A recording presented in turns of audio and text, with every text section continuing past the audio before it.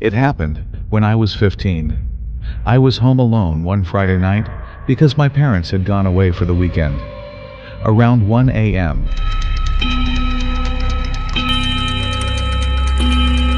I was in the living room watching a movie with all the lights off.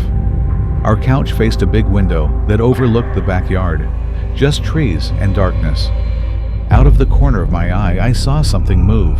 At first, I thought it was a branch, until I realized it wasn't swaying. It was swaying back and forth, like a person shifting their weight. I froze, my eyes adjusted. There was someone standing just outside the window. They weren't trying to hide. They were just standing there. I grabbed my phone and crawled into the hallway, my hands shaking. I dialed 911, whispering everything to the operator. By the time police arrived, the man was gone. No footprints, no signs of forced entry. But when my parents came home 2 days later, my mom asked, "Why is there a smudge on the outside of the window? Right where your face would have been?"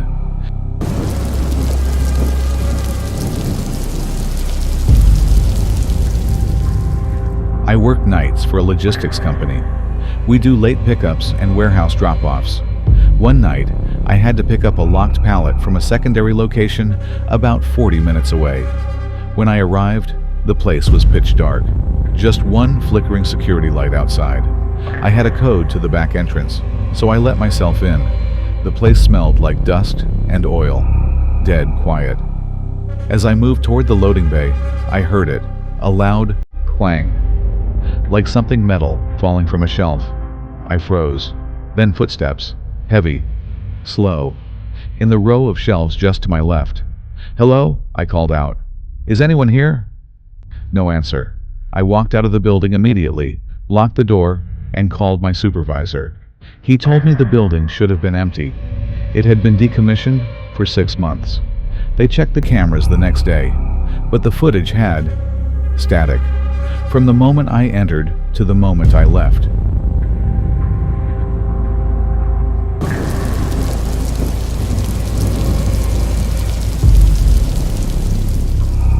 Story 3. He knocked twice. I live in a rural town, barely any neighbors. Last winter, I was alone at night when I heard knocking on the front door. 2 soft knocks. I looked outside. No one. 5 minutes later, 2 more knocks. This time, I turned on the porch light and opened the door. Still no one. There were no footprints in the snow. I shut the door, locked it, and turned every light off in the house. Then it happened again. 2 knocks. This time on the back door. I didn't check. I didn't move. I just stayed on the couch with a kitchen knife in my lap. The next morning, I checked around the house. Still no footprints, but someone had left a single glove on the porch, wet and still warm. Story 4. The Girl in the Road. I was driving back from a friend's house around midnight. My town is surrounded by woods, and the roads are poorly lit.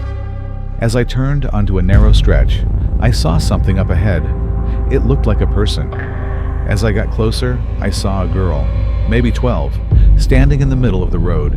Pale face, dirty clothes, no shoes. I slowed down and rolled down my window. "Are you okay?" I asked. She didn't answer, just stared. Then she raised her hand and pointed behind me. I turned to look, but there was nothing. When I looked back, she was gone. There were no houses nearby, no other cars, no footprints on the road.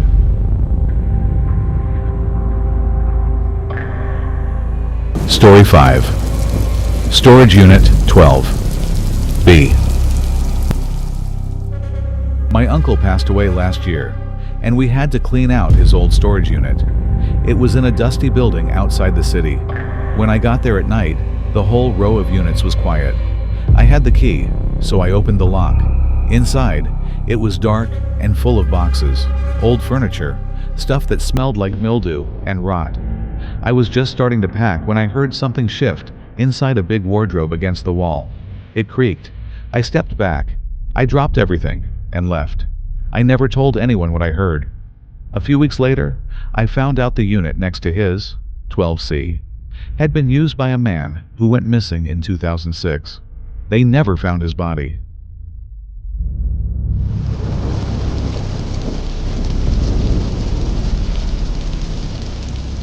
Story 6. Apartment 4B. A few years ago, I was in a different city for work and rented an Airbnb in a quiet building. It was on the 4th floor, Unit 4B. Late that night, around 3 a.m., I heard light footsteps in the hallway outside. Then the sound of someone entering a code on the keypad lock. I looked through the peephole.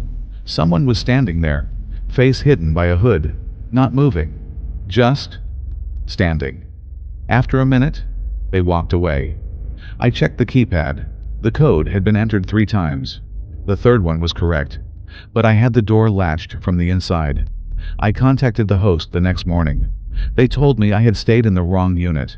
My reservation was for 3B/.